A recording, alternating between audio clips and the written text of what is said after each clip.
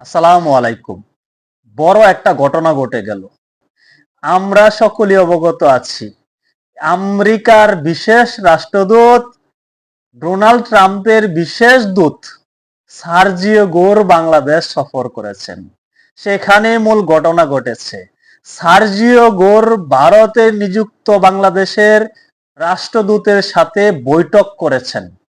সেখানে তারা দীর্ঘ সময় বৈঠক করেছেন। অভিযোগ আছে আমাদের বাংলাদেশের বর্তমান পররাষ্ট্রমন্ত্রী খলিলুর রহমানের সাথে যতটা সময় সার্জিও গোর বৈঠক করেছে তার চেয়ে কয়েক গুণ বেশি সময় নিয়ে ভারতের রাষ্ট্রদূতের সাথে সার্জিও গোর বৈঠক করেছে। এটা নিয়ে ব্যাপক উদ্বেগ উৎকণ্ঠায় রয়েছে জামাতে ইসলাম। জামাতে ইসলামের আমির শফিকুর সাহেব বলছেন এটা উদ্বেগজনক, সন্দেহজনক। এটা যদি শুধুমাত্র সৌজন্য সাক্ষাৎ হয়ে থাকে তাহলে সমস্যা নেই, কিন্তু এখানে যদি অন্য কিছু থাকে, কোনো রাজনৈতিক বিষয় থাকে, তাহলে এটা আমরা মেনে নিতে পারবো না। কারণ এটি কূটনৈতিক শিষ্টাচার বহির্ভূত। যদি ভারতের রাষ্ট্রদূতের সাথে তার কোনো আলাপ থাকে, বিশেষ কোনো বৈঠক থাকে, সেটা ভারতে বসে করতে হবে, বাংলাদেশের মাটিতে করা যাবে না। এটা সন্দেহজনক, উদ্বেগজনক। কে বলেছেন? শফিকুর সাহেব বলেছেন, জামাতের আমির। জামাতের আমির যেহেতু উদ্বেগ প্রকাশ করেছে, এখানে একটা কোনো কিছু ঘটেছে যার কারণে ভারতকে এবং আমেরিকাকে চরমভাবে মূল্য দিতে হবে। আগে আমেরিকার সাথে যে সম্পর্কই থাকুক না কেন, যেভাবে জুলাই আগস্টে ডলার আসুক না কেন, যে ষড়যন্ত্রের সাথেই তারা যুক্ত থাকুক না কেন, সরকার উৎখাতের সাথে যুক্ত থাকুক না কেন, এখন আর তাদেরকে ছাড় দেওয়া হবে না। এখন তারা নতুন বাংলাদেশ নিয়ে কথা বলবে, নতুন বাংলাদেশে বসে বাংলাদেশ বিরোধী ষড়যন্ত্র করবে। এটা হতে পারে না। শফিকুর সাহেব যেহেতু নজরে এনেছেন, তাহলে কিন্তু ঘটনা অন্যদিকে মোড় নিতে পারে। প্রয়োজনে শফিক সাহেবরা জামাত এনসিপি মিলে আমেরিকার দূতাবাসে গিয়ে বিক্ষোভ মিছিল করতে পারে।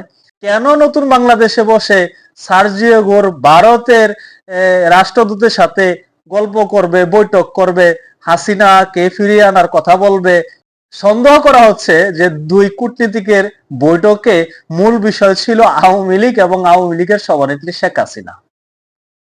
অনেকেই বলছেন জুলাই আগস্টে সেই আমেরিকাকে যারা আব্বা বানিয়েছিল, যারা সেখান থেকে কারি কারি ডলার পেয়েছিল, তারা এখন এই মুহূর্তে দ্বিধাগ্রস্ত। তারা কি করবে বুঝে পাচ্ছে না। আমেরিকা আর তাদের সাথে সেই সৌজন্য আচরণ করছে না।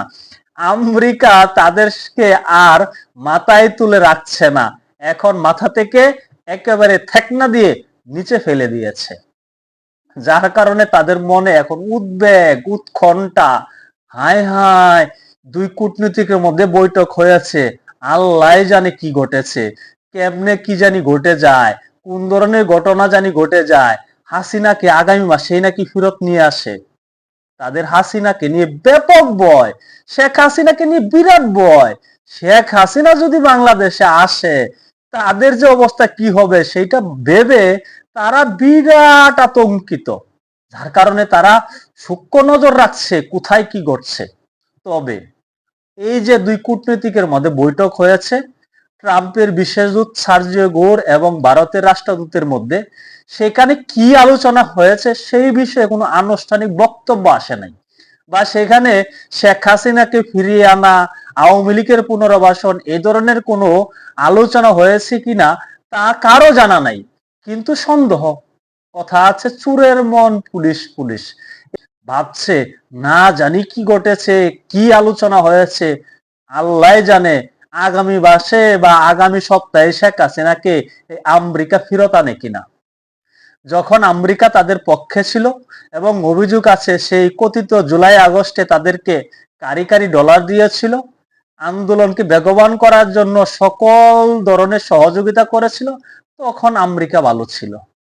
আবার আরেকটা বিষয় দেখেন, বাংলাদেশের নতুন মির্জাফর নতুন মীর জাফর ইউনূস আর তারা মিলেমিশে একটা চুক্তি করে বাংলাদেশকে প্রায় বিক্রি করে দিয়েছে তাদের কাছে।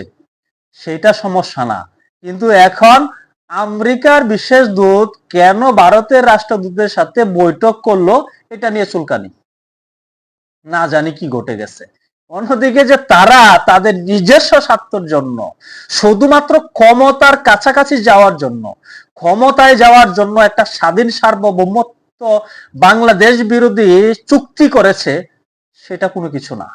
যাই হোক, জামাতে ইসলামের আমির যেভাবে উদ্বেগ প্রকাশ করেছেন, সন্দেহ পোষণ করেছেন, তাতে করে একটা বিষয় আরো বেশি স্পষ্ট হলো, হয়তোবা শেখ হাসিনা দ্রুত সময়ের মধ্যে বাংলাদেশে ফিরে আসতে পারেন এবং আওয়ামী লীগের বিরুদ্ধে, আওয়ামী লীগের কার্যক্রমের বিরুদ্ধে যে নিষেধাজ্ঞা আছে সেটা উঠে যেতে পারে।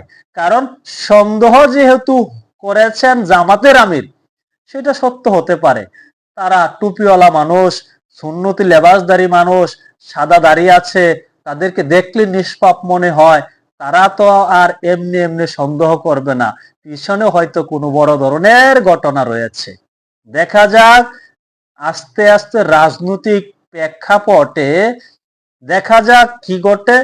রাজনৈতিক প্রেক্ষাপট কিন্তু ভিন্ন দিকে যাচ্ছে। সকলে ভালো থাকবেন। আল্লাহ হাফেজ।